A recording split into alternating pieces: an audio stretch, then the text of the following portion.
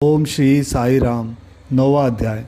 नारद जी बोले, हे मुनि, वह मुनि की पुत्री उस वन में फिर किस प्रकार रही, किसके साथ उसका विवाह हुआ और किस मुनि ने उसका विवाह संस्कार कराया।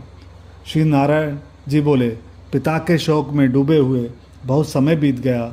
एक समय दुर्वासा ऋषि उसके निवास पर आ पधारे और उसकी यह दीन दशा देखी। श्री कृष्ण अर्जुन से बोले, ये दुर्वासा वही ऋषि हैं जिन्होंने तुम्हारी माता की पूजा से प्रसन्न होकर उन्हें देव आह्वान शक्ति प्रदान की थी। एक बार मैंने इन्हें रुक्मिणी के साथ जाते समय रथ में बिठा लिया था। मार्ग में हम दोनों को प्यास ने सताया। रुक्मिणी ने मुझे जल लाने को कहा। मैं जल के हेतु पदाघात करता हुआ चला और प्रिया के प्रेम में निमग्न हो उसे भोगवती परी ले आया।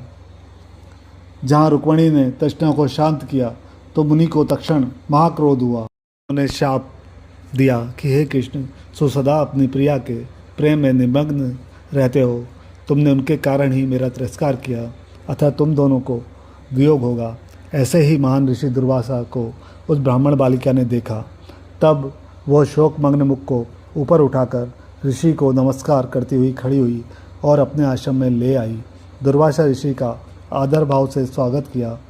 अर्ध पाद नाना प्रकार के जंगली फल फूलों से उनका आतिथ्य करके विनती करते हुए बोली, आपके आगमन से मेरे भाग्य का उदय हुआ है। आज मेरे सभी व्रत सफल हुए, सभी पुण्य सफल हुए। ऐसे वचन कहकर वो बाला मौन हो बैठ गई। दुर्वासा ऋषि बोले, हे पुत्री, तुम धन्य हैं, तुमने पितृकुल का उद्धार किया। यह मेधावी ऋषि की श्रेष्ठ तपस्या का ही परिणाम है। मैं कैलाश से तेरी धर्मशीलता जानने के निमित्त आया हूँ। अब मैं जल्द ही बद्रिका धाम पहुँचूँगा।